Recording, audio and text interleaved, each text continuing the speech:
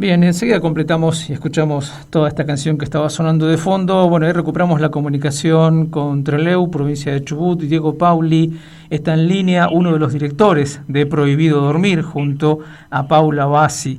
¿Qué tal, Diego? ¿Cómo estás? Un gusto saludarte. Bien, bien acá. Te escuché justo la presentación y justo ahí que cuando me diste el aire hace un ratito se cortó. Sí, Ahora te bueno. escucho bien. Diego, bueno, uno por ahí conoce un poquito la historia de aquel 22 de agosto y más de una vez ponerle una fecha. Claro que es importante y es fuerte porque estamos hablando de una masacre, pero ocurrieron muchas cosas antes y ocurrieron muchas cosas después. De alguna manera el documental que codirigís con Paula habla de eso, ¿no? Sí, porque nosotros entendimos el documental, a ver, no sé si lo han dicho, el documental tiene ya 20 años de su realización. Casi todas las entrevistas se tomaron alrededor del año 2001. Y tuvo un primer estreno en el 2002 acá en Trelew, hace ya un tiempo. Y lo que nosotros entendíamos en ese momento es que si bien la fecha del 22 de agosto estaba presente, sobre todo no acá en Trelew solamente, sino en el resto del país, entendíamos que justamente estaba como encapsulada esa fecha, como aislada, como descontextualizada de una serie de circunstancias que habían ocurrido antes y que ocurrieron con posterioridad, y que de alguna manera, digamos, no se vinculaban, sino que explicaban buena parte de lo sucedido alrededor de la fuga y la posterior masacre de Trelew. Entonces, esa historia que era una historia más local, ¿no? Más que tenía que ver con Trelew, con su zona, nos parecía que estaba un poco olvidada, un poco corrida, y de ahí surge la necesidad y desde esa perspectiva encaramos el proyecto.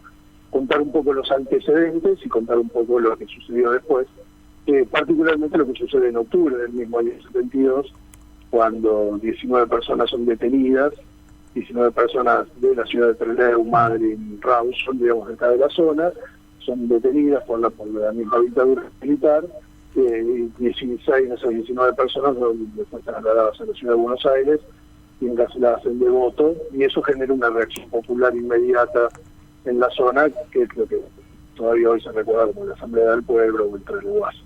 Diego, Que es el centro de nuestra historia. Es impresionante, ¿no? Yo me había olvidado de los números, hiciste muy bien en recordarlo.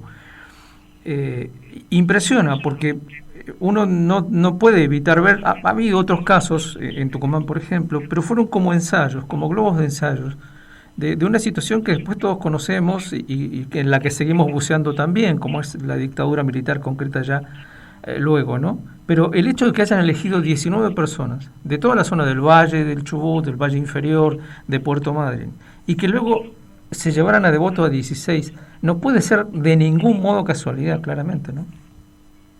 Sí, todo el mundo, digamos, especula, digamos, que esos números tienen que haber sido intencionales, ¿no? Estamos hablando, habían fusilado 19 el 22 de agosto en la cárcel y mueren de esos 19, 16, 3 logran sobrevivir. No puede haber sido casualidad que detengan a 19 porque allanamientos, hubo más de 100 allanamientos esa madrugada del 11 de octubre a lo largo de toda la ciudad, pero detienen a 19 y liberan a 3 y se llevan a 16, que es el mismo número de los muertos en la masacre. Evidentemente, digamos, es tanto la masacre como lo que sucede después con estas detenciones entran en la lógica del escarmiento, ¿no? Así como la masacre representa crudamente esta idea del escarmiento, ¿no? Que se le da por haber hecho la fuga de la manera que se hizo. Yo creo que después viene el escarmiento a la gente de Trelew que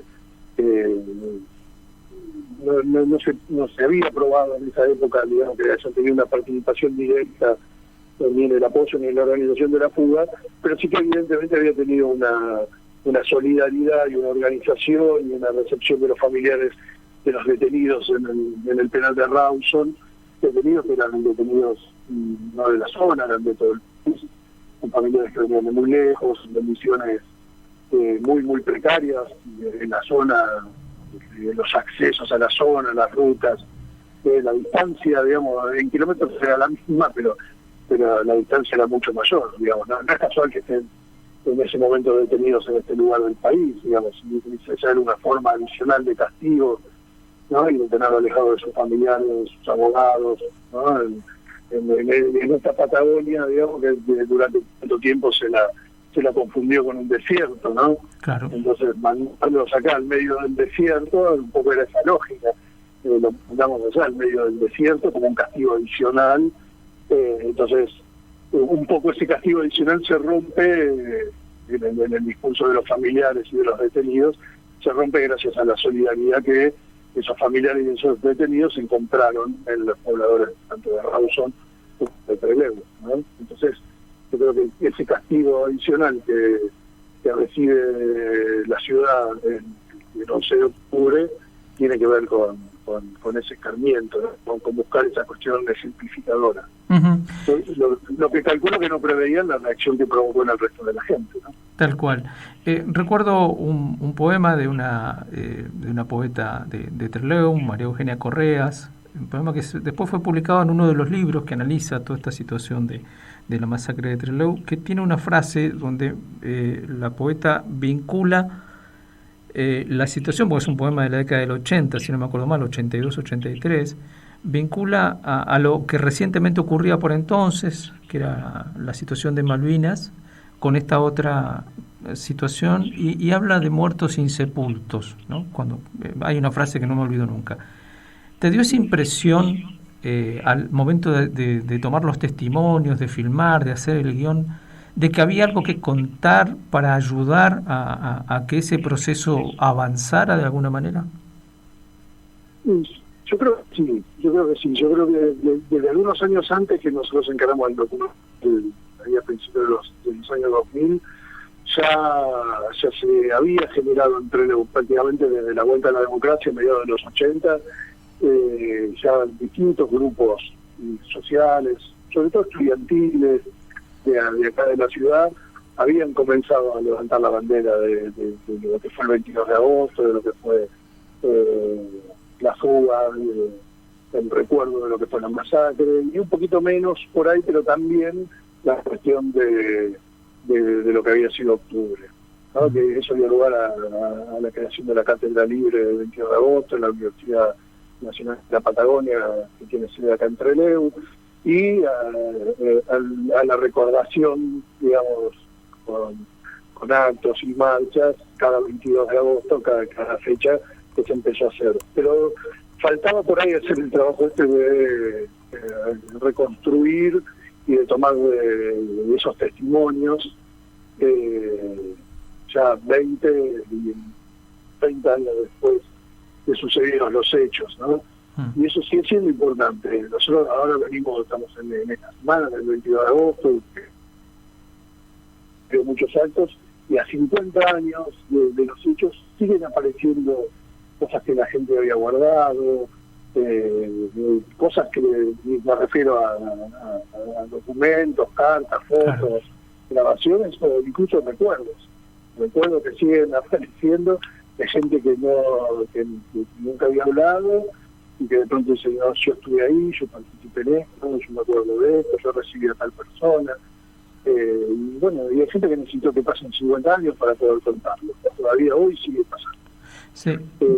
Y pasaba muy fuertemente, ¿no? Hace 30 años, a pesar de que se dio un marco, el trabajo nuestro en un marco que nosotros no éramos muy conscientes en ese momento, pero un poco lo que se venía era eso que sucedió en diciembre del 2001 en la Argentina, ¿no? Ah. Y un poco, viéndolo en perspectiva, bueno, también ese documental, como el documental de Mariana Rupi sobre la fuga, que se hizo en ese mismo periodo, probablemente tenga que ver con lo que se estaba viviendo también en la Argentina en ese momento, ¿no?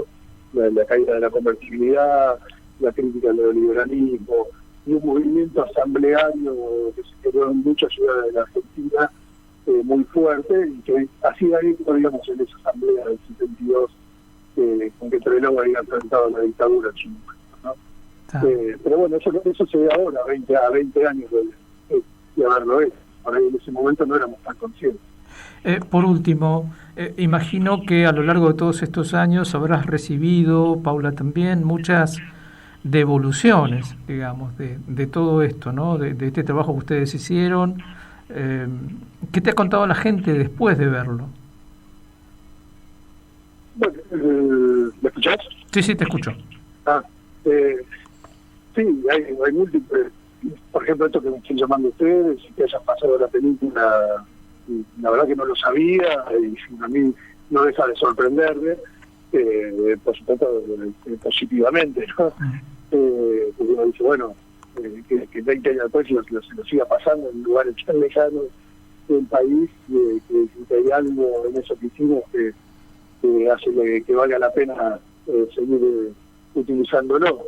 Así que en todo el tiempo, yo, por ejemplo, ahora lo más importante, si se me vienen un montón de ideas a la cabeza, pero por ejemplo ahora, por primera vez, después de 20 años, hemos logrado hacer un convenio con el Archivo Nacional de la Memoria, donde se están llevando no solo todo el material que hemos producido después, hace 10 años, alrededor del juicio por la masacre de Trelew, donde hemos hecho otro documental y hemos hecho un registro importante de todo lo que fue el juicio, sino que además todo el material de Prohibido Dormir, que no son los 75 minutos que quedaron en la película, son más de 20 horas de testimonios y de grabaciones de entrevistas.